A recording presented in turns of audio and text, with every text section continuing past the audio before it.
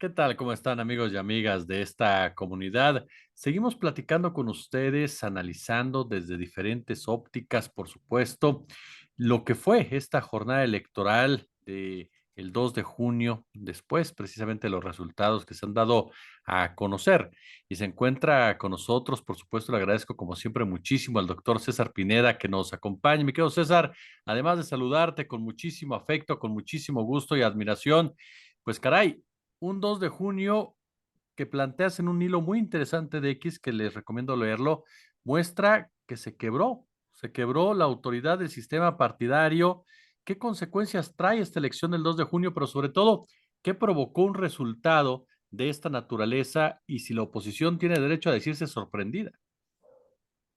Bueno, de hecho, que algunos de sus comentócratas, porque muchos no son académicos o analistas formalmente, sino influencers, gente que hoy se dice sorprendida por el resultado de la elección, miraron algo hacia otro lado, hacia otro país, del que estábamos viendo la mayoría.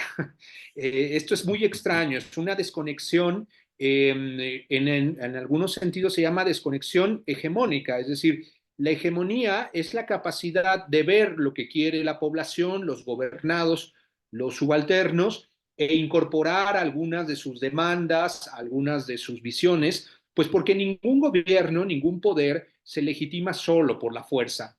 En ese sentido, cuando los grupos gobernantes, las élites, en este caso las élites partidarias, se desconectan por total del proceso popular, se crea una crisis hegemónica. Lo que planteo en redes sociales, pero también en otros trabajos, es que esta crisis, de que hoy se levantan y dicen, literalmente uno de ellos dice, necesito que alguien me explique.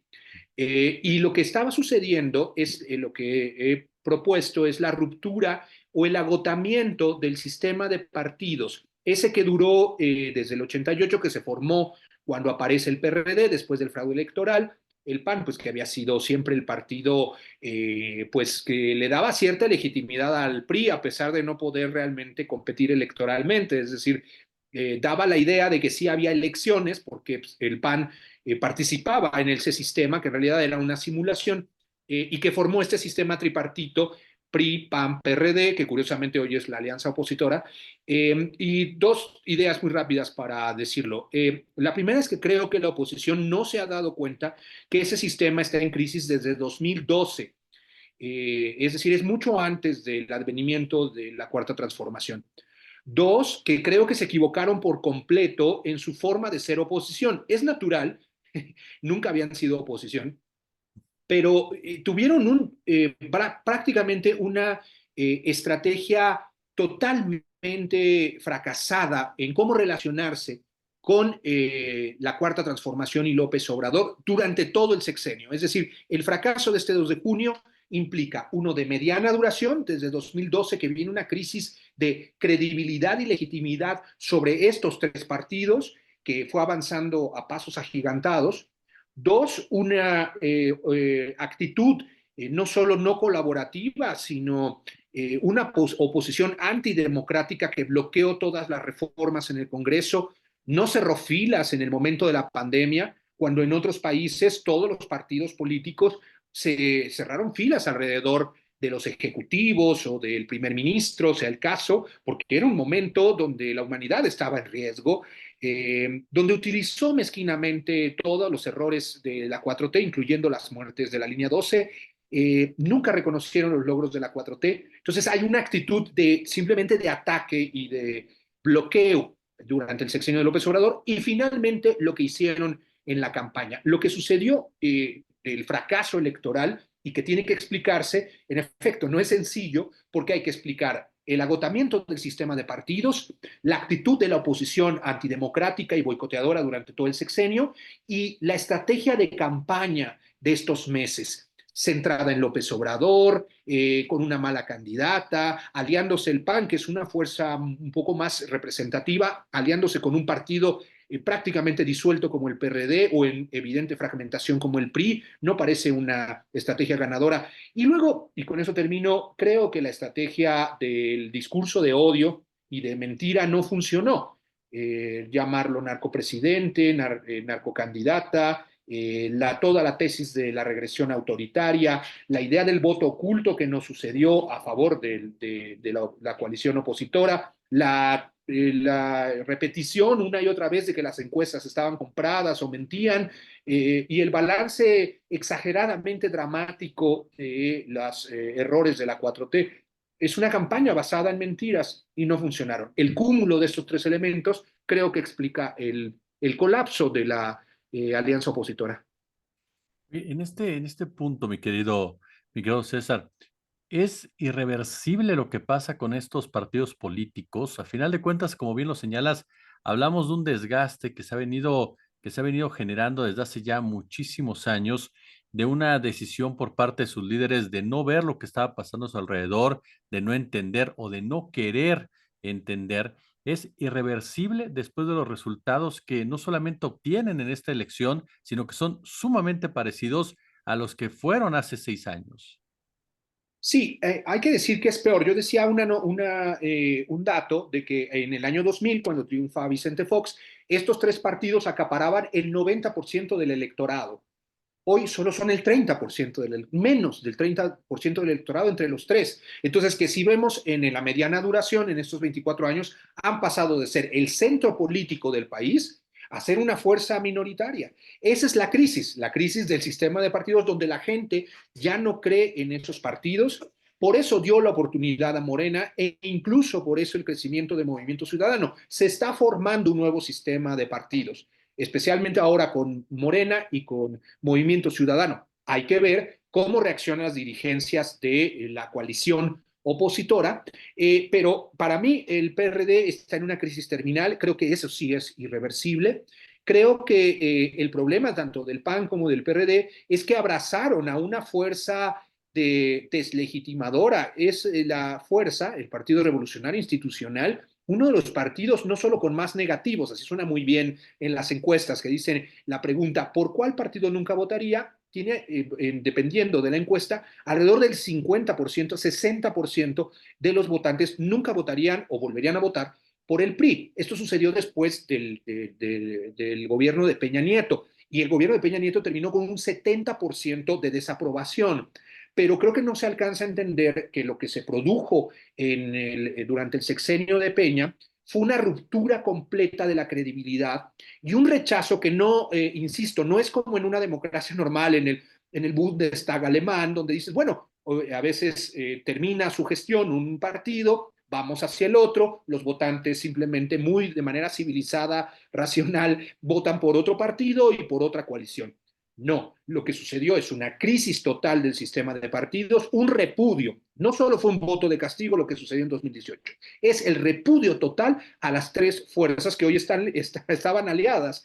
Y el Partido Revolucionario Institucional se convirtió, digamos, quien lo abrazara, y lo abrazó el PRD y el Partido de Acción Nacional de manera un poco, pues, incomprensible, porque el Partido de Acción Nacional sí representa una fuerza que es la que mejor resistió esta crisis. En cambio, el Partido Revolucionario Institucional es prácticamente un proceso un ancla que hundió a Acción Nacional. Creo que la derecha representada en el PAN hubiera sobrevivido mucho mejor si hubiera ido sola, como había ido en la mayoría de las elecciones y de la competencia electoral en el pasado, por sí misma representando a sus votantes de derecha. Unirse al PRI creo que la hundió mucho más. Y en ese sentido creo que al menos en el caso del PRI y el PRD son crisis terminales. También, pues hay que decirlo, por la disolución del PRI con enormes segmentos y liderazgos migrando hacia Morena,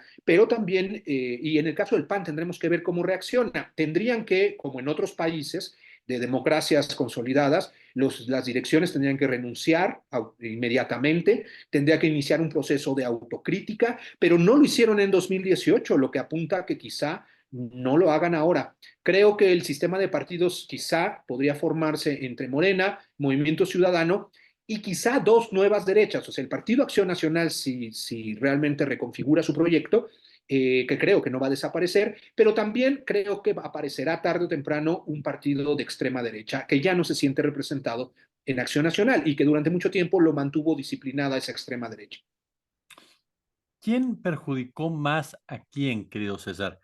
La élite económica, que a final de cuentas está involucrada de antemano bajo la figura de Claudio X González, o los partidos al aliarse con esa élite económica, ¿quién golpeó a quién en este proceso? ¿Quién influyó más negativamente en el otro? Hay que decir que los grandes capitales, los grandes empresarios están divididos, tienen posiciones encontradas. Hemos visto, por supuesto, a Salinas Pliego y a Claudio X González, uno en el caso como siendo el organizador de la alianza, en el otro caso ser el propagandista en contra del gobierno cuando se desató esta pues oleada en los medios comerciales que encabeza Salinas Pliego, pues de propaganda anti 4T y anti Obrador, pero son posiciones muy radicales entre los empresarios. Digamos que estos empresarios activistas, generalmente aliados o con posiciones, en el caso de Salinas Pliego, que rayan en la extrema derecha, son una minoría en relación aún entre el empresariado.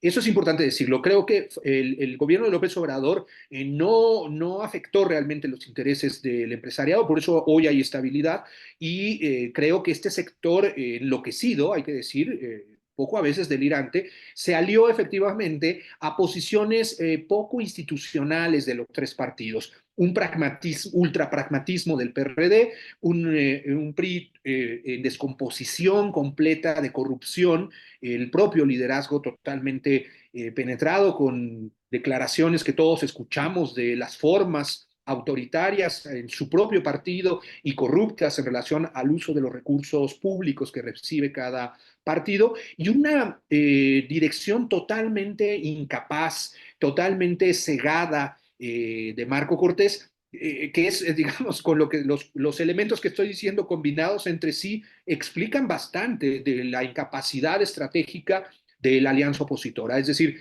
aunque Salinas Pliego no participó formalmente en la alianza, están dados estos elementos de conjunción, de una visión incluso a veces de extrema derecha o de boicot formal al gobierno que no coincidían con la realidad de este sexenio. Es como si estuvieran en Nicaragua luchando efectivamente contra un gobierno autoritario y este discurso no funciona en México porque no hay una realidad de ese tipo a pesar de las contradicciones de la 4T. Creo que se conjugaron tanto los procesos estructurales que menciono, ¿no?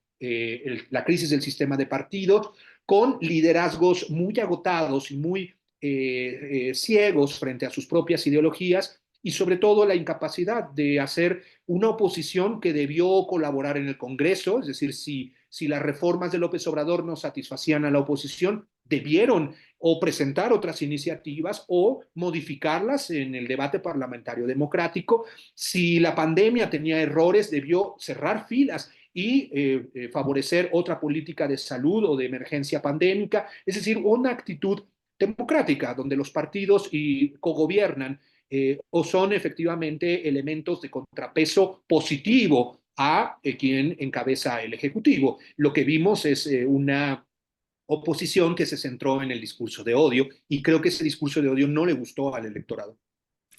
Aquí, por ejemplo, querido César, siempre se ha hablado de una polarización política, sin embargo, se ha manejado también, no, la polarización en realidad social económica. ¿Qué tanto lo que hay es esta politización ciudadana que se convierte precisamente en una participación como la que vimos el día de ayer y en donde se cobran estas acciones que no pensaban en una justicia social, sino en realidad en la profundización de la desigualdad sí, la desigualdad, la precarización laboral y todo ello que afectó directamente a los que menos tienen? Por un lado, yo creo que tienes toda la razón en el sentido de que hay un votante más politizado. O sea, hay que entender que hay estudios que hablan de, por ejemplo, de un 20% que había votado por Peña Nieto que luego votó por la Cuarta Transformación, en menos tamaño, en menor tamaño, un 10% que había votado por Felipe Calderón, pero que terminó votando en 2018 por López Obrador. Es decir, es un votante que no es leal a los partidos políticos de la transición, PRI, PAN, PRD, y que fue experimentando, es decir, primero migró de la votación por Fox y Calderón hacia el PRI y luego, frente a la catástrofe que provocó Peña Nieto, que es lo que no terminan ni los intelectuales orgánicos de la oposición ni la propia oposición de reconocer, que el país estaba en graves condiciones y sigue en algunos casos así, pero que este desastre que vivimos por el de la violencia es el más obvio, lo habían provocado estos gobiernos con una política de seguridad que era insostenible. Y la gente se fue politizando por la realidad misma. Siempre menciono que el votante fue no solo cambiando de preferencia partidaria, sino que fue viendo que la forma de gobernar de Fox, de Calderón, de Peña Nieto, nos llevaba hacia el desastre. Un segmento, no todo, por supuesto, la alianza opositora guardó una parte del voto duro, pero en otra publicación que hice, el número de votantes que había perdido Acción Nacional desde Felipe Calderón hasta hoy era 7 millones de personas. Es decir, la estrategia de la oposición de insultar o de cuestionar a las bases sociales del obradorismo, pues era simplemente un boomerang, porque buena parte de quien había votado por Acción Nacional en el pasado, hoy estaba votando por la Cuarta Transformación, lo que seguramente al votante que había sido expanista no le hacía ninguna gracia que lo compararan con las relaciones clientelares o con el voto comprado. Es decir, es un votante que se dio cuenta de lo que estaba sucediendo en el país, tanto de la corrupción como la guerra, como la desigualdad. Y por el otro lado, la desigualdad estructural que tú dices está en efecto detrás de esta polarización. Por supuesto que es lo que está en juego y es que un sector mayoritario de la población, más o menos empobrecido, más o menos popular, ha sido atacado por las élites que ahora están representadas en los partidos de lo que fue la alternancia.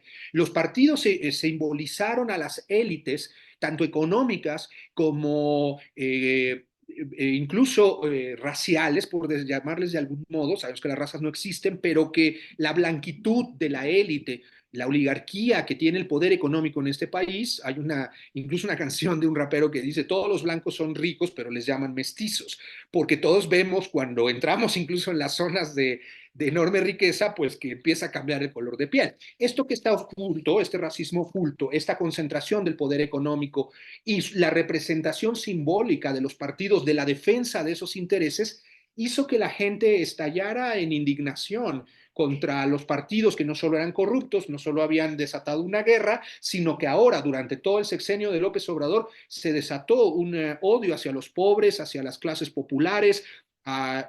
Fueron 5 años, 6 años, perdón, ya de insultos, de menosprecio, de clasismo, racismo, misoginia, que fue impresionante ver cómo las élites, muchas veces ancladas también en discursos de los partidos políticos, luchaban ideológicamente a través de sus narrativas raciales y sus narrativas clasistas. Esto es importantísimo. El gobierno de López Obrador, más allá de las contradicciones que tiene en temas de militarización, el Tren Maya, pero significó un empoderamiento de las clases populares. Hemos visto cientos, bueno, al menos yo he visto cientos de videos donde la gente dice que es su gobierno y que siente que es el gobierno de los pobres, el gobierno de las clases populares. Yo creo que cuando se atacó durante 6 años a López Obrador, muchísima parte de la población y los votantes sintieron que se les atacaba a ellos, atacaban a su gobierno, atacaban lo que habían logrado. Creo que fue una estrategia totalmente errada de la oposición atacar la figura de López Obrador, que es la representación de un ejecutivo y de una presidencia de extracto popular. Mencionábamos en alguna plática anterior, querido, el tema precisamente del 2006, el hecho de que en ese momento hubo una gran cantidad de gente que se sintió robada, que se sintió birlada, que se dieron cuenta que les habían quitado la posibilidad de acceder al poder, digámoslo así, con un representante como lo era Andrés Manuel López Obrador. Esa generación del 2006, ese momento del 2006, tiene una repercusión directa precisamente en toda esta discusión de 2018-2024, cuando hablamos precisamente de ese sector de la población que en alguna ocasión López Obrador dijo que lo que había hecho él era calmar al tigre y que el tigre no se salía de control porque había mucho coraje a raíz de ese fraude. López Obrador canalizó la indignación y la furia popular por vía institucional y electoral en dos momentos, en 2006, que sabemos que hizo estas grandes movilizaciones pacíficas, y en 2017 y 2018. Él llamó a la calma en estos dos momentos de ruptura, prácticamente ruptura institucional en Ayotzinapa, en las grandes movilizaciones, que debieron ser 2 o 3 millones de personas movilizadas en todo el país, y el gasolinazo. En el gasolinazo y en Ayotzinapa, curiosamente, aunque referían a otros temas, la aparición de los 43 o el precio de la gasolina, la demanda central que uno puede ver en todos los videos, en todas las imágenes de las manifestaciones, era que Peña renunciara, fuera Peña.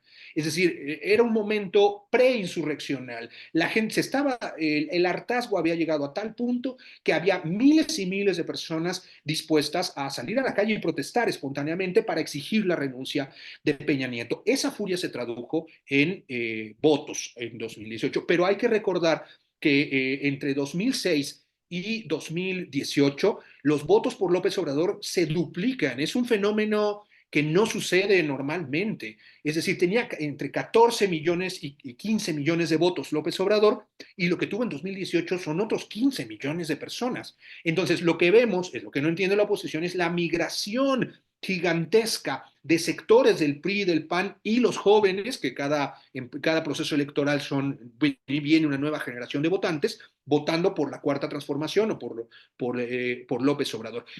Ahora se aumenta todavía más, que seguramente serán más votantes que renuncian, que migran del PRI, que migran también del PAN, y también una parte de la población de jóvenes que todas las encuestas decían que favorecían a Claudia Sheinbaum, que construye estos 35 millones. Si uno lo ve en conjunto, es una mayoría gigantesca que se ha ido constituyendo efectivamente en la indignación contra el PRIAN. En 2012 tenemos cifras de solo confiabilidad o de confianza en la democracia del 20% de la población. La gente no estaba creyendo en el sistema democrático porque decía, no está funcionando esta forma de gobernar. Y en cambio, ¿cómo se dispara la confianza en la democracia? En 2018 la gente sintió que esta vez sí se respetó lo que ellos decidieron. Entonces, esta polarización original es una estructural, la que tú mencionabas hace rato, que es pues de clases, pero también hay una polarización que hemos platicado en otras ocasiones, donde la gente efectivamente se sintió indignada. Se dice, López Obrador dividió al país. Esa división original es el desafuero, porque era un acto antidemocrático y autoritario. Y ese es el germen de la polarización hasta hoy, entre dos fuerzas que se odian a muerte, se discuten una, se acusan una a otra, pero esto es lo que provocó la intervención presidencial de Vicente Fox. No solo fue una irresponsabilidad, ha dividido en efecto al país en dos grandes campos. Lo que pasa es que uno de los campos que gobernó primero con Fox, luego con Calderón y luego con Peña Nieto, se hundió electoralmente, se puso en crisis su credibilidad, y la mayoría de la gente, si no hubiera habido una alternativa partidaria por López Obrador con la construcción de Morena, la gente o hubiera dejado de votar o hubiera, por supuesto, renunciado al sistema democrático. La oposición no alcanza a explicarse este largo proceso de descomposición de su propia credibilidad, fuerza y liderazgo. Mi querido admirado doctor César Pineda, siempre es un verdadero placer escucharte y aprender de ti. Muchas gracias por la invitación. Ahora sí estaba muy emocionado por la elección y por este tipo de interpretaciones que creo que nos hacen falta a todos para poder comprender lo que está pasando en este país.